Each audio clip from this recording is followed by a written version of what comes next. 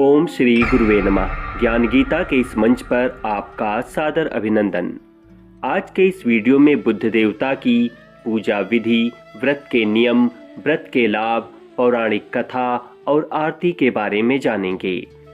यद्यपि इस व्रत का प्रारंभ किसी भी शुक्ल पक्ष के बुधवार से किया जा सकता है, किंतु पौराणिक मान्यताओं के अनुसार यदि इस बुधवार के व्रत की शुरुआत विशाखा नक्षत्र युक्त बुधवार से करते हैं तो यह अत्यधिक लाभदायी होता है। बुधवार का नियमित व्रत करने से सर्व सुखों की प्राप्ति होती है। जीवन में किसी भी प्रकार का अभाव नहीं रहता। इससे अरिष्ट ग्रहों की शांति होती है और इस व्रत को करने से बुद्धि बढ़ती है। आइए जानते हैं बुधवार व्रत के पूजा की विधि को। इस दिन प्रातः काल उठकर के संपूर्ण घर की सफाई करें। तत्पश्चात स्नान आदि से निवृत्त हों। इसके बाद गंगा जल से घर का सिंचन करें। घर के ही किसी पवित्र स्थान पर भगवान बुद्ध या शंकर भगवान की मूर्ति अथवा चित्र किसी कांस्य पात्र में स्थापित करें। तत्पश्चात धूप, बेलपत्र, अक्षत और घी का दीपक जलाकर पूजा करें। इसके बाद इस मंत्र से बुद्ध देव की प्रार्थना करें। बुद्ध त्वं बुद्धि जनकदो बोधदः सर्वदा नृणाम तत्वावबोधम कुरुषे सोमपुत्र नमो नमः। इसके पश्चात बुधवार के व्रत कथा सुने और आरती करें। उसके बाद गुड़, भात और दही का प्रसाद बांटें और स्वयं भी ग्रहण करें। बुधवार के दिन क्या करें?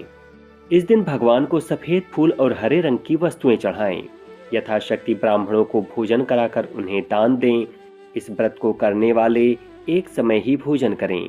इस व्रत को करने वालों को व्रत कथा को बीच में छोड़कर प्रसाद ग्रहण किए बिना कहीं नहीं जाना चाहिए।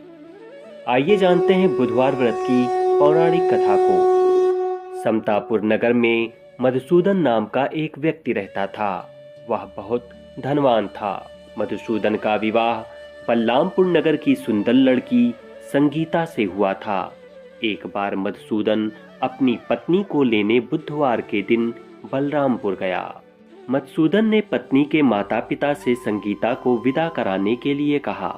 माता पिता बोले, बेटा आज बुधवार है, बुधवार को किसी भी शुभ कार्य के लिए यात्रा नहीं करते हैं। लेकिन मधुसूदन नहीं माना।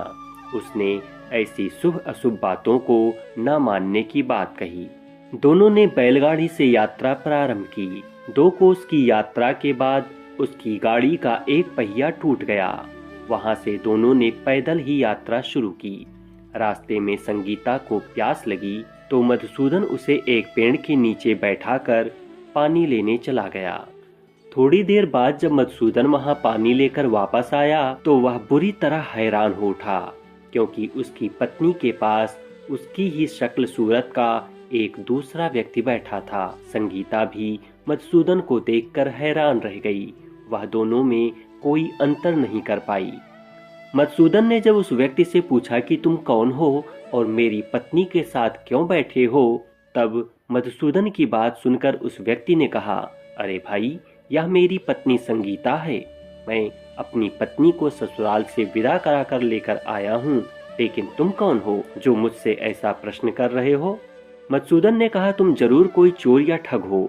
यह मेरी पत्नी संगीता है। मैं इसे पेड़ के नीचे बैठाकर पानी लेने गया था। इस पर उस व्यक्ति ने कहा, अरे भाई, झूठ तो तुम बोल रहे हो। संगीता को प्यास लगने पर पानी लेने तो मैं गया था। मैं तो जल लाकर अपनी पत्नी को पानी पिला भी चुका हूँ। अब तुम चुपचाप यहाँ से चलते बनो, नहीं तो किसी सिपाही को बुलाकर तुम्हें पकड़वा दूंगा। दोनों एक दूसरे से लड़ने लगे। उन्हें लड़ते देख बहुत से लोग वहाँ एकत्र हो गए। नगर के कुछ सिपाही भी वहाँ आ गए। सिपाही उन दोनों को पकड़कर राजा के पास ले गए।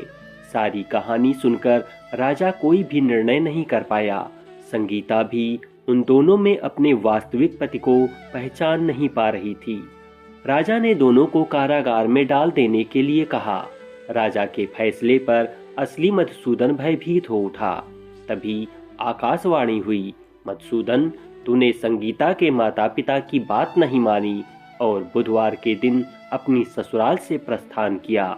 यह सब भगवान बुद्ध देव के प्रकोप से हो रहा है। मधुसूदन ने भगवान बुद्ध देव से प्रार्थना की कि हे भगवान बुद्ध देव, मुझे क्षमा कर दीजिए। मुझसे बहुत बड़ी गलती हुई। भविष्य में अब कभी बुधवार के दिन यात्रा नहीं करूंगा और सदैव बुधवार को आपका व्रत किया करूंगा। मधुसूदन के इस प्रकार प्रार्थना करने पर बुद्धदेव ने उसे क्षमा कर दिया। तभी दूसरा व्यक्ति राजा के सामने से गायब हो गया। राजा और दूसरे लोग इस चमत्कार को देखकर हैरान हो गए। भगवान बुद्धदेव की इस अनुकंपा से राजा ने मधुसूदन और उसकी पत्नी को सम्मान पूर्वक विदा किया। कुछ दूर चलने पर रास्ते में उन्हें बैलगाड़ी भी मिल गई। बैलगाड़ी का टूटा हुआ पहिया भी जुड़ा हुआ था। दोनों उसमें बैठकर समतापुर की ओर चल दिए। मधुसूदन और उसकी पत्नी संगीता दोनों बुधवार का व्रत करते हुए आनंद पूर्वक जीवन यापन करने लगे। इस तरह भगवान बुद्धदेव की कृपा से उनके यहाँ खुशियां बरसने लगीं।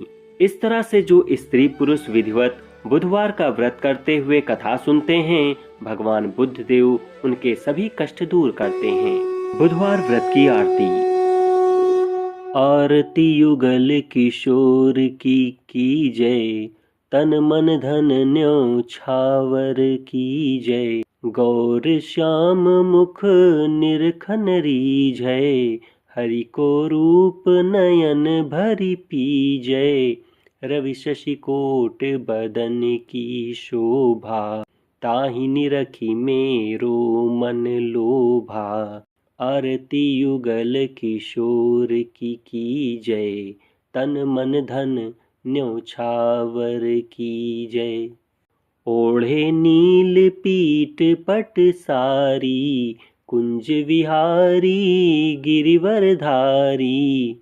फूलन सेज फूल की माला, रत्न सिंहासन बैठे नंद लाला। आरती युगल किशोर की जय, तन मन धन न्योछावर की जय। मोर मुकुट मुरली कर सोहे, नटवर कला देखी मन मोहे। कंचन थार कपूर की बाती, हरियाए निर्मल भई छाती। आरती युगल किशोर की जय, तन मन धन न्योछावर की जय। श्री पुरुषोत्तम गिरिवर धारी, आरती करें सकल नर नारी। नंद नंदन ब्रज भान किशोरी, परमानंद स्वामी अविचल जोरी। आरती युगल किशोर की जय, तन मन धन न्योछावर की जय। आरती युगल किशोर की जय, तन मन धन न्योछावर की जय। तो यह थी बुधवार व्रत की संपूर्ण जानकारी।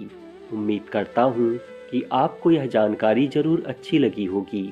वीडियो अच्छी लगी हो तो इसे लाइक करें, अधिक से अधिक लोगों को शेयर करें और चैनल पर नए हैं तो इसे सब्सक्राइब करना ना भूलें, क्योंकि हम आपके लिए ऐसे ही ज्ञानवर्धक, रोचक, उपयोगी और महत्वपूर्ण विषयों को लेकर के आते रहते हैं। फिर मिलेंगे एक नई वीडियो में कुछ नई जानकारी के साथ। तब तक मैं विवेक कुमार श्रीवास्तव आपसे विदा चाहूँगा। धन्यवाद।